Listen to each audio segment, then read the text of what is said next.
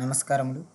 మనం ఈరోజు ఈ వీడియోలో మనకు రీసెంట్‌గా జరిగిన టెట్‌లో వచ్చినటువంటి ఒక ముఖ్యమైనటువంటి బిట్‌ను ఒక విశ్లేషణ పూర్వకంగా మనం సమాధానాన్ని కనుగొనే ప్రయత్నం చేద్దాం.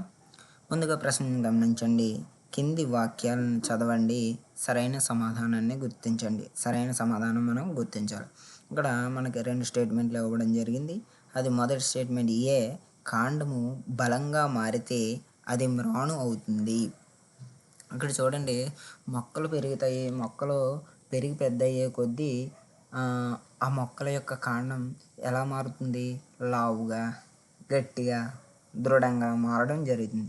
ఇలా లావుగా, గట్టిగా, దృఢంగా మారి రూపాంతరం చెందినటువంటి కాండాన్ని మనం ఏమని పిలుస్తున్నాం?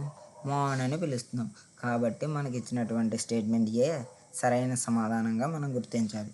తర్వాత స్టేట్మెంట్ బి ఏంటి?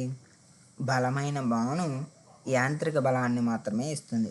ఇక్కడ చూడండి, సాధారణంగా మాను చెట్టుకి సపోర్ట్ ఇస్తుంది. ఇలాగా యాంత్రికంగా దానికి కొంచెం బలం ఇస్తుంది. ఇది నిజమే. కానీ దాని పని అక్కడితో ఆగదు కదా! ఎందుకు అని అంటే, మాను ద్వారానే వేర్ల నుండి నీరు, అలాగే ఖనిజ లవణాలు ఈ మొక్క యొక్క పై భాగాలకు చేరడం జరుగుతుంది. కాబట్టి ఇదంతా ఎక్కడ జరుగుతుంది? మాను ద్వారా జరుగుతుంది. అలాగే ఆకులు తయారు చేసినటువంటి ఆహారం ఏదైతే ఉందో అది మొక్క అంతటా కూడా సరఫరా జరుగుతుంది. అవి ఎక్కడి నుంచి జరుగుతుంది? మాను నుంచే జరుగుతుంది.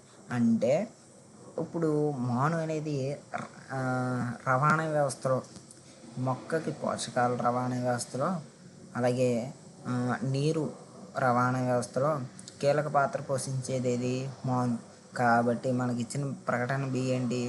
బలమైన మాను యాంత్రిక బలాన్ని మాత్రమే ఇస్తుందన్నారు. అంటే మాత్రమే కాదు కదా, అది ఒక్క పనే చేయదు కదా, ఇంకా రవాణా వ్యవస్థలో పాల్గొంటుంది కదా మాను అనేది.